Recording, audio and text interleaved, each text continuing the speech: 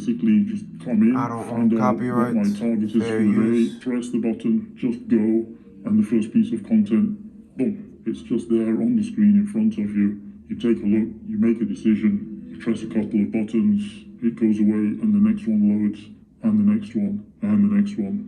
And you are seeing dead bodies and murders, or people celebrating having killed somebody, dogs being barbecued alive, and you are seeing these images. It took me a long time to understand how much this stuff had affected me. I never even believed in PTSD. I thought it was just people being useless. And it's been very hard for me to find these really difficult emotional reactions when I talk about this stuff. And I've had to be through therapy and take a lot of time just working on myself to get through this.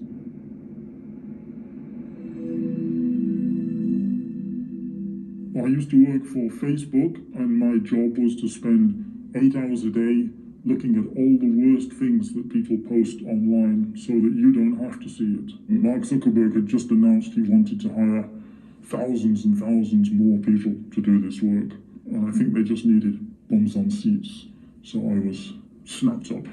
They did ask me, you do understand that maybe occasionally you might see something that's a bit disturbing, and they ask if you're okay with that, but you don't have any experiential understanding of what that means.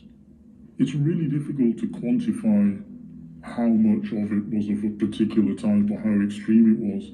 You would be able to quantify this, but these numbers are not available. Facebook have them, but as an employee, you're not entitled to find out what kind of harmful material you've been exposed to. I'm going to guess it's between 5 and 10% of what you see every day is potentially traumatizing.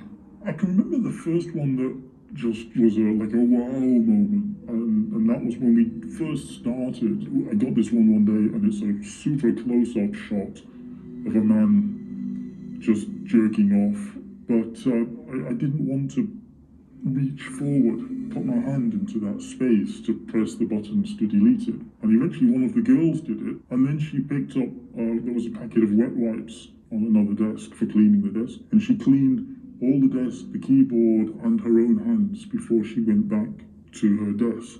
Thinking about that later, I realized that we really do feel touched by what you see. And then a couple of weeks later, one of my colleagues got his first self-harming incident where somebody is cutting their wrist and seemed to be in imminent danger of committing suicide. We just heard this shouting, this guy just shouting fuck, what do I do? I've got a suicide, what do I do? And he was in a complete panic because there's a life at risk right in front of him, right there and then. And your job is to protect people. Well, the guidelines are not guidelines. They're very, very strict, very precisely written rules. We've got definitions of harm versus injury versus violence.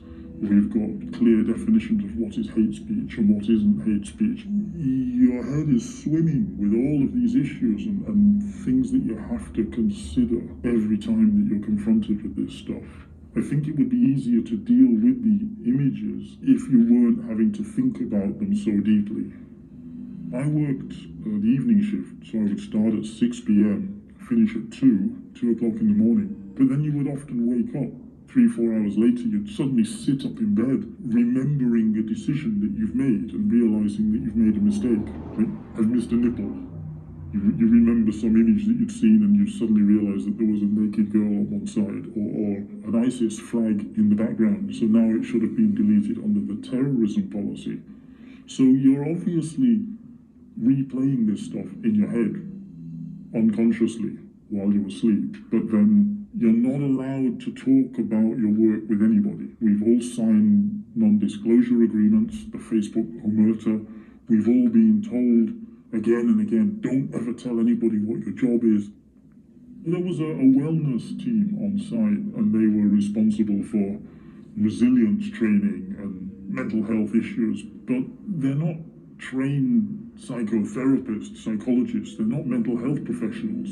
So you're at work and you get an email coming around saying, hey, we're having finger painting in the canteen this evening. I'm here to save the world. I'm looking at war crimes and child abuse. I haven't got time to go and do finger painting. So it was window dressing. The supports that were there were totally inadequate. For me, there was a creeping awareness and a loss of faith, a lot of hope. And it's just become this mindless drudgery where you've desensitized yourself from what you're seeing on the screen in front of you. But when I left, I was just relieved. And then I got a phone call from a journalist. Somebody had given them my number, and she wanted to talk to me off the record like this about the job. And she asked me these questions that you've been asking me about the content, the stuff that you see. And it was the first time I had addressed that I faced it. And it completely overwhelmed me, and I broke down and cried in a coffee shop. I was lost. I just didn't know what the fuck I was doing, what was going on. I was totally bewildered. You know, as I started to get my head around it and talk to specialists and doctors and people, I realised that this job had knocked me on my arse, and I hadn't even realised it. Facebook denies that anybody could ever get PTSD. Nobody has been harmed. That's very explicit. And then there was a recording. Somebody actually taped what Mark Zuckerberg was saying in an internal meeting with employees last year. And Mark Zuckerberg said, it's a little bit overdramatic.